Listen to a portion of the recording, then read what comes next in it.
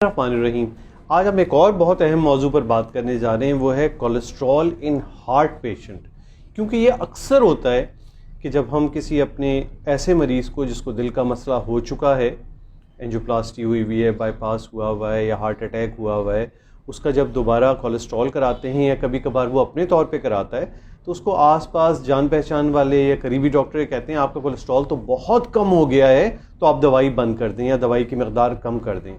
دیکھیں، یہ بہت اہم ہے سمجھنا کہ کولیسٹرول کی مقدار ڈفرینٹ کیٹیگری آف پیشنٹس کے حساب سے ڈفرینٹ ہوتی ہے۔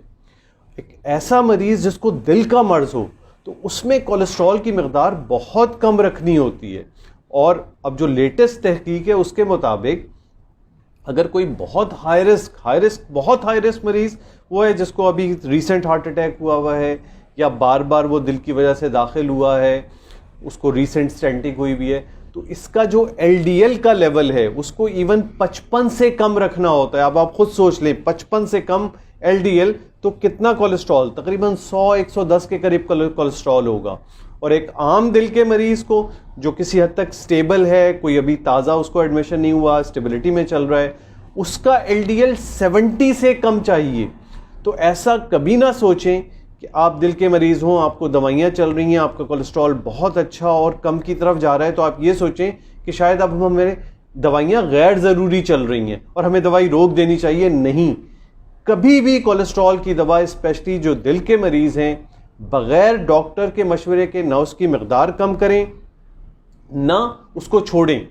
ہاں، اگر کوئی سائیڈ افیکٹ ایسے ہو رہے ہیں جس میں عموماً یہ دوائیاں جگر پہ اثر کر سکتی ہیں، شدید قسم کی مسل ویکنس لا سکتی ہیں، اس نوعیت کی اگر چیز ہو رہی ہے تو بھی اپنے ڈاکٹر سے مشورہ کریں۔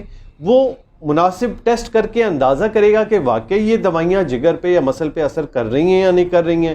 اس صورت میں پھر دوا کی مقدار کو کم کرنا یا اس کی جگہ کوئی اور دوا دینا، یہ پھر ڈاکٹر کی ڈسکریشن ہوگی۔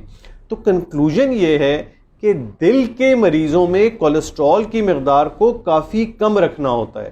تو اگر ٹیسٹ میں آپ کا کولیسٹرول کافی کم آئے، اور بلکہ ٹارگٹ جیسے میں نے آپ کو بتایا کہ ہائی رسک میں آپ کا ایل ڈی ایل 55 سے کم اور ایک عام دل کے مریض میں 70 سے کم چاہیے، تو اس نوعیت کے ٹارگٹ اگر اچیو نہیں ہیں تو ایون دوا کو اور بڑھانا پڑے گا۔ تو امید ہے یہ بات آپ لوگوں کو سمجھ میں آئے گی، اور کبھی ایسا نہیں خیال کریں گے کہ آپ کا کولیسٹرول بہت کم ہو گیا ہے تو ہم دوائیاں روک دیں۔ شکریہ بہت بہت سننے کا۔